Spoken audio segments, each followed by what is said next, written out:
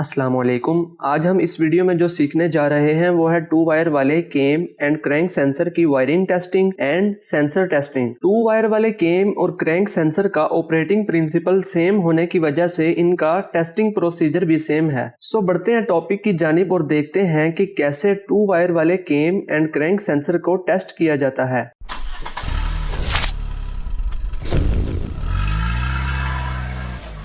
Viewers, जब भी scanner में केम या क्रैंक सेंसर का फॉल्ट आए और अगर वो दो तारों वाला हो तो सबसे पहले जो हमें चेक करना है वो है सेंसर की वायरिंग। तो पहले हम वायरिंग को टेस्ट करने का तरीका देख लेते हैं। टू वायर वाले केम या क्रैंक सेंसर में एक ग्राउंड वायर होती है और दूसरी सिग्नल की। फर्स्ट ऑफ ऑल आपने ग्राउंड वायर को टेस्ट करना है। आपने सेंसर के ग्रिप को उतारना है, देन मल्टीमीटर को कंटिन्यूटी पे सेट करके इसकी एक प्रोब को आपने ग्राउंड करना है और दूसरी प्रोब को आपने 1 बाय 1 करके सेंसर की इन दोनों वायर्स पर लगाना है।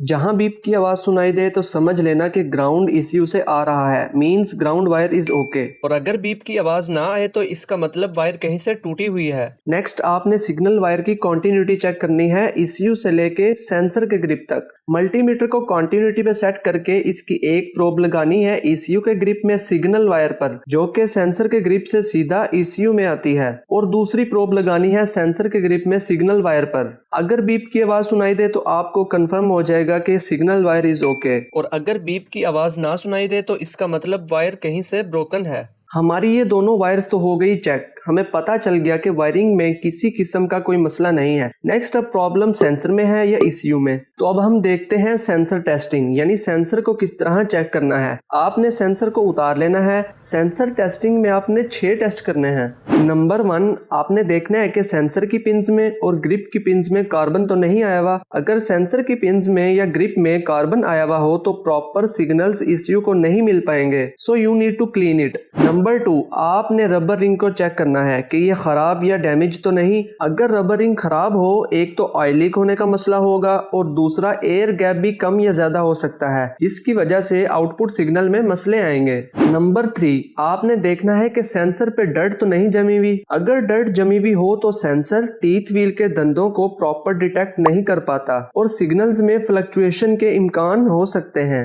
नंबर 4, सेंसर को अच्छी तरह देखना है कि ये कहीं से ब्रोकन और डैमेज तो नहीं। अगर सेंसर ब्रोकन या डैमेज हो तो obviously we have to replace it. Number 5, हमने इसकी रेजिस्टेंस चेक करनी है। रेजिस्टेंस मेक एंड मॉडल के लिहाज से डिफरेंट होती है। आपने जिस गाड़ी का सेंसर खोला है सेम उस तरह के ठीक सेंसर की रेजिस्टेंस आपको पता होनी चाहिए, और अगर नहीं पता तो आप रिपेयर मैनुअल से भी इस सेंसर की रेजिस्टेंस देख सकते हैं। उस पे सारा तफसीलन लिखा होगा कि इस सेंसर की रेजिस्टेंस इतनी होगी तो सेंसर ठीक होगा, इतनी होगी तो खराब होगा। सो मल्टीमीटर को आपने ओहम्स पे सेट करना है और दोनों प्रोब्स को सेंसर की दोनों पिंस के साथ अटैच कर देना है, तो आपको रेजिस्टेंस शो होगी। ये देखें, ये मेरे पास एक केम सेंसर है, ये मैंने मल्टीमीटर की दोनों प्रोब्स इस सेंसर की दोनों प्रोब के साथ लगाई हुई हैं। तो मेरे पास जो रेजिस्टेंस शो हो रही है वो है तकरीबन 2.23, 4, 5 या 6, मतलब के 2200 और 2300 के राउंड अबाउट है। और इसी तरह ये मेरे पास एक क्रैंक सेंसर है, इसकी रेजिस्टेंस भी तकरीबन 2.22, 23, 24 मींस दैट 2200 और 2300 के राउंड अबाउट है। सो अगेन मैं कहूंगा कि जिस गाड़ी का आप काम कर रहे हैं उस गाड़ी के रिपेयर मैनुअल को पढ़ें और देखें कि वहां कितनी रेजिस्टेंस लिखी हुई है। जितनी रेजिस्टेंस लिखी हुई है उतनी ही होनी चाहिए। अगर रेजिस्टेंस रिपेयर मैनुअल के मुताबिक कम या ज्यादा हो तो इसका मतलब there is a problem with the sensor.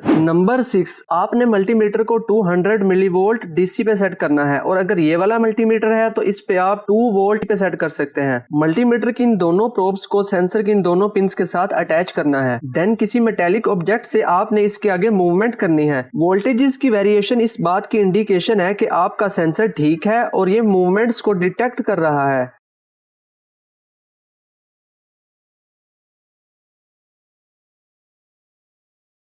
दो तारों वाले मींस इंडक्टिव सेंसर में आपने ये 6 टेस्ट करने हैं। इंशाल्लाह आप कंफर्म कर लेंगे कि सेंसर ठीक है या खराब। एट द एंड अगर वायरिंग भी ठीक है और सेंसर भी सही है देन डेफिनेटली ईसीयू में मसला है, so you have to repair it. यहाँ एक और बात करता चलूं कि नॉर्मली टेक्नीशियंस देसी सा तरीका इख्तियार करते हैं और सेंसर को बदल कर चेक करते हैं, और जो सेंसर बदलते हैं उसकी भी कोई वेरिफिकेशन नहीं होती कि ये सेंसर सही है या खराब, क्योंकि जनरली सेकंड हैंड सेंसर लगाते हैं। मैं ये कहूंगा कि सबसे सबसे प्रोफेशनल तरीका है कि ऑसिलोस्कोप से सेंसर को टेस्ट किया जाए। ऑसिलोस्कोप का सबसे बड़ा बेनिफिट यह होता है कि आप सेंसर को उतारे बगैर सेंसर के सिग्नल्स गाड़ी स्टार्ट करके चेक कर सकते हैं। ऑसिलोस्कोप आपको ग्राफिकली वेव की फॉर्म में सिग्नल्स जनरेट होते हुए दिखाएगी, तो आप इजीली अपनी आंखों से इन वेरिंग वोल्टेजेस की वेव फॉर्म को चेक करके कंफर्म कर सकते हैं कि सेंसर इज गुड और नॉट। ऑसिलोस्कोप जरा कॉस्टली टूल है, इसी वजह से कम इस्तेमाल होता है। मैं ज्यादा इस पर डिस्कशन नहीं करूंगा, बस जनरली आपको बता दूं कि ऑसिलोस्कोप पे डिफरेंट प्रोब्स होती हैं और इन्हें समझने के लिए आपको ऑसिलोस्कोप को इस्तेमाल करने का तरीका समझना पड़ेगा, तब ही आप एक प्रॉपर वे में डिफरेंट सेंसर्स को टेस्ट कर सकते हैं और इनके सिग्नल्स को ग्राफिकली एक वेव फॉर्म में देख सकते हैं। सो ये था जी इंडक्टिव सेंसर का testing procedure. I hope this video has increased your knowledge. Don't forget to click on the subscribe button if you want more weekly updates on different automotive sensors.